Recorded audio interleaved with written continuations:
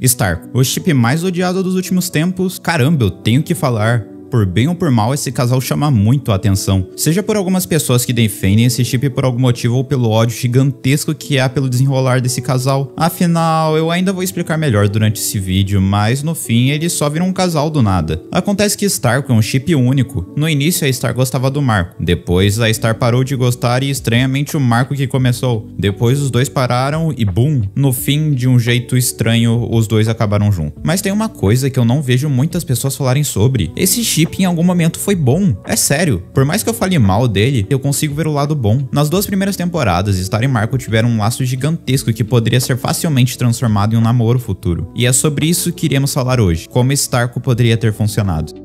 Tudo começou no primeiro episódio da série, Star vem à Terra. Aqui nós temos uma das melhores introduções de um desenho. Vemos como uma garota mágica era caótica demais para viver em seu planeta natal, então ela é mudada para a Terra, um lugar que ela poderia aprender a viver como gente. Lá ela seria guiada pelo outro protagonista desse vídeo, Marco Dias, e começa tendo um ódio mortal pela Star. Não exatamente por ela ser chata, mas porque ela só tava ferrando com a sua vida. Isso vira um conflito no episódio e a Star só traz alegrias pra onde vai. Já o Marco, por outro lado, vai cada vez agindo com mais raiva nesse episódio. Felizmente, no fim, os dois se resolvem. Apesar do Marco não ter ficado tão bem com a Star no início, ele entendeu que não foi uma escolha dela ficar ao seu lado, e que ela estava sendo obrigada a virar uma rainha no futuro. Para isso, ela meio que precisaria de um guia. O episódio acaba com os dois bem, e o Marco descobrindo que a Star não era só uma garota empolgada. Ela adorava derrotar as forças do mal, e o Marco também estaria empolgado para ajudar ela nesse caso. Assim, os dois vendo que tem algo em comum, iniciam uma bela amizade. Temos os próximos episódios aqui, e eles têm mais ou menos a mesma base. Uma ideia simples e boba, mas que de algum jeito mirabolante consegue ser desenvolvida por 11 minutos de um jeito bem divertido, alternando entre o ponto de vista da Star, de alguém que não conhece a Terra, e o Marco com uma visão mais superficial da situação. O episódio 4 é um perfeito exemplo disso.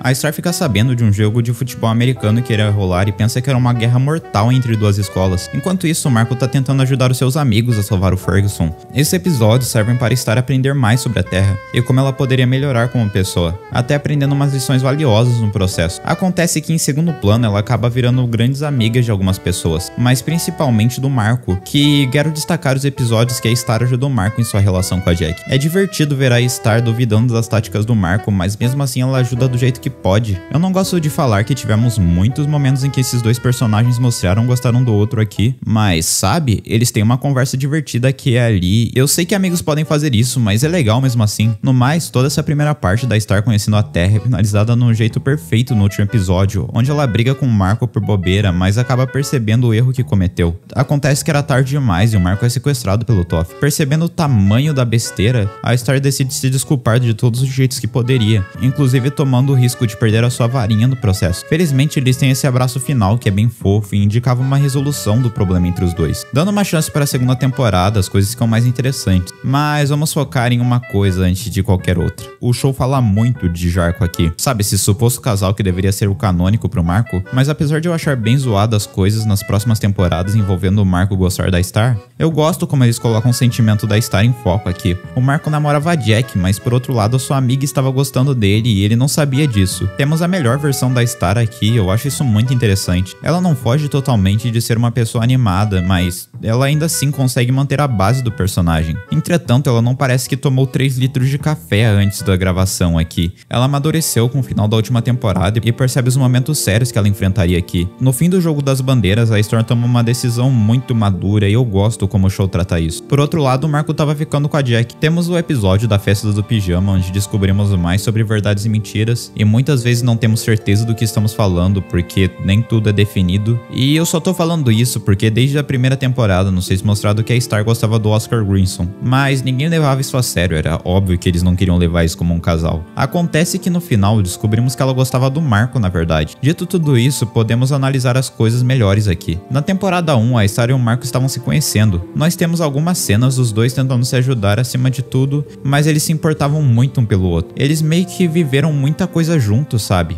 braço de monstro, monstros que na verdade queriam ser do bem, Milberdade. Mark e a Star são dois personagens muito gostáveis e você se identifica muito neles, seja na Star por sempre passar uma vibe divertida ou no Marco por o lado nerd dele. Sabe, esses dois personagens poderiam funcionar muito bem como um casal. Na temporada 2 você vê que eles se aproximam mais e eles realmente se conheciam aqui. Eu me lembro de ver muitos comentários divididos entre fãs de Jarko e fãs de Starco, mas nesse meio tinha pessoas que shippavam os dois, e eu não julgo, as duas coisas pareciam ser boas. Logo na sequência do episódio do pijama, temos outro episódio da Quest Buy e a Star parecia estar bem feliz com o Marco aqui. Isso é interessante. Quando a Star finalmente percebe o crush no Marco, tudo aqui é genialmente bem montado. Ela passa o episódio olhando para a mesma foto dos dois juntos e pensa como ela poderia estar ali. Mas ao mesmo tempo tudo já tinha ido. Ela não queria atrapalhar o romance entre os dois. Em Só Amigos temos um aprofundamento nesse plot. A Star fica mal com isso e sai no meio do show pra não ter que ver esses dois juntos. Aquilo machucava ela. Temos a finalização perfeita dessa história quando a Star conta toda a verdade para o Marco e como ela gostava dele, confessando seu amor pelo mesmo. Afinal, a Star pensava na época que nunca mais veria o Marco. Até aqui, Starco havia sido algo justo. Você pode dizer que isso daqui é só o arroz e feijão de aproximação entre dois protagonistas gostáveis de um desenho e que isso certamente resultaria em um bom chip. E tá certo, isso daí talvez seja verdade. Mas de qualquer jeito, eles têm méritos aqui. Isso daqui funciona bem e eu aprecio muito isso. Acontece que no meio tinha um problema. Jarko era certamente uma coisa e estava acontecendo naquele momento. Tanto que eles diminuíram a quantidade de cenas fofas dos dois quando a Jack e o Marco ganharam destaque, mas isso fez o chip não acontecer na hora. E pior, quando os dois personagens terminam, o Marco decide ir pra Milne. Mas outro chip estava acontecendo paralelo a isso, Tom e Star, que ironicamente os dois personagens passariam mais tempo juntos do que o próprio Star. E tava tudo bem, não era preciso fazer os dois protagonistas da série ficarem juntos. É até bom fugir do padrão às vezes. Mas bem, digamos que a gente teve uma surpresa envolvendo Tom e Star. Tom e Star tem alguma história aqui, e eu não tô afim de falar dela porque o vídeo vai ficar muito longo, mas em resumo, esse demônio aqui era malvado, mas acabou virando uma boa pessoa, assim ficando com a Star no início da terceira temporada. Acontece que eu não sei como dar essa notícia, mas o Tom é um coitado aqui, porque ele sofre a temporada inteira do que eu gosto de chamar de momentos de Starco sem motivo. O Marco é apresentado na terceira temporada querendo conversar com a Star sobre, mas ela não dá nem chance. O Tom estava acima dele. E estranhamente, conforme a temporada vai progredindo, esse assunto chega mais vezes do que deveria, com o Marco querendo alegrar a Star muitas vezes. Inclusive com esses momentos das capas formando um coração no final do episódio dos Cavaleiros, ou o episódio dos monstros em que o Tom é meio deixado de lado por ser meio babaca lá, ou o episódio seguinte desse em que a Jenna fala em voz alta sobre a existência do crush do Marco na Star. Você pode falar que é só piada esses momentos e eu tenho que dizer que com certeza não. Se você quiser saber mais sobre todo o meu problema com esse show e todas as coisas que me incomodam nele, de como um dia ele foi ótimo, mas decaiu para um nível desastroso no fim, domingo eu vou lançar o vídeo mais esperado do meu canal, como Star vs Força do Mal caiu de qualidade. Eu vejo vocês lá. Continuando, toda essa desgraça é reunida no episódio Amigos de Cabine. Basicamente, a Star e o Marco se beijam, com a Star namorando o Tom e tudo mais. Pra ser justo, foi um beijo forçado e eu não estou aqui pra entrar muito em detalhes sobre, mas o importante é que isso é estranhamente lembrado como um momento de Starco pela própria Disney. É meio claro que isso foi feito por puro fanservice. É sério, eu me incomodei quando eles colocaram isso em um vídeo inteiro sobre esse casal. Eles têm uma conversa sobre como tudo mudou de uns tempos pra cá e estava ok. Os dois personagens nunca tinham conversado sobre, desde que a Star confessou seu amor pelo Marco, tudo parecia estranho. Acontece que os criadores se perderam quando não dão motivo pra esse chip acontecer. Esse episódio foi muito ridículo quando saiu e me incomoda saber da existência dele. Um dos detalhes que eu gosto de mencionar é que esse é um dos últimos episódios da terceira temporada. E sabe quando a Star e o Marco começam a namorar? Literalmente no 18º episódio da última temporada do show. Inclusive, isso na linha do tempo do show foi um dia depois do Tom e a Star terminarem. Isso foi muito forçado, eu não tô exagerando. Sabe, Star e o Marco foram dois personagens muito gostáveis, mas essa altura do campeonato eles já estavam chatos. Era insuportável aguentar algumas falas dos dois, mas ver que eles estavam ficando juntos do nada foi pior. Normalmente quando você vai escrever um relacionamento em uma série, você tem que construir ele antes, porque senão a junção entre eles vai parecer forçada. E definitivamente pareceu forçada aqui. Eu nem sei como falar pra vocês, mas só de pensar que há 2 episódios atrás o namoro era outro, eu acho que dá pra ter uma noção. Star e Tom existiram e era um casal muito gostado pelas pessoas. Você não pode tratar esse relacionamento como lixo e dar um término repentino pra alegrar parte da comunidade. Pra vocês terem uma noção do quanto eles abandonaram qualquer história no fim desse desenho, a Star e o Marco saem literalmente no meio de uma guerra pra ficar juntos. E antes de Starco acontecer, o Marco menciona uma das coisas que mais me deixaram tristes quando assisti esse episódio, citando que o motivo dos dois ficarem juntos juntos nunca foi a maldição da Lua Sangrenta. Os dois se amavam desde o início.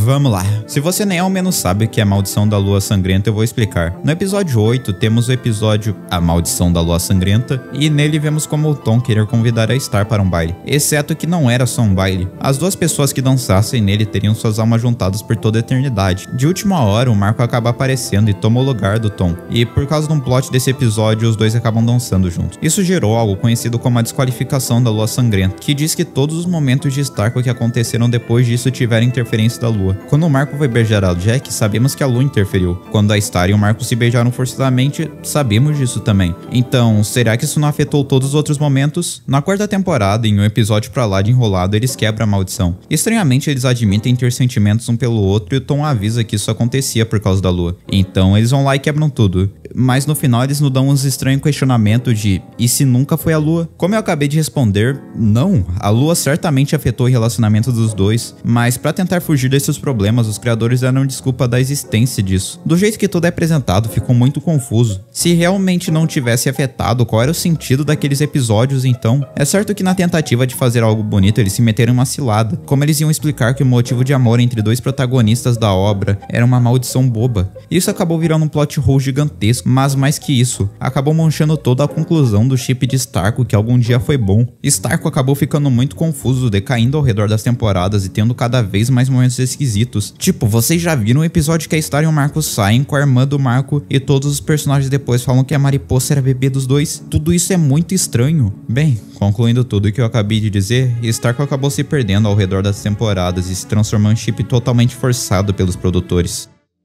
Opa, oi, fim de vídeo, dá like, se inscreve, comenta, vê o próximo vídeo de Star vs Força do Mal que tá muito bom. Obrigado por me ouvir até aqui, muito obrigado membros por serem incríveis, com agradecimento especial a Eduardo Moraes. Vocês são incríveis e eu te vejo no próximo vídeo, tchau!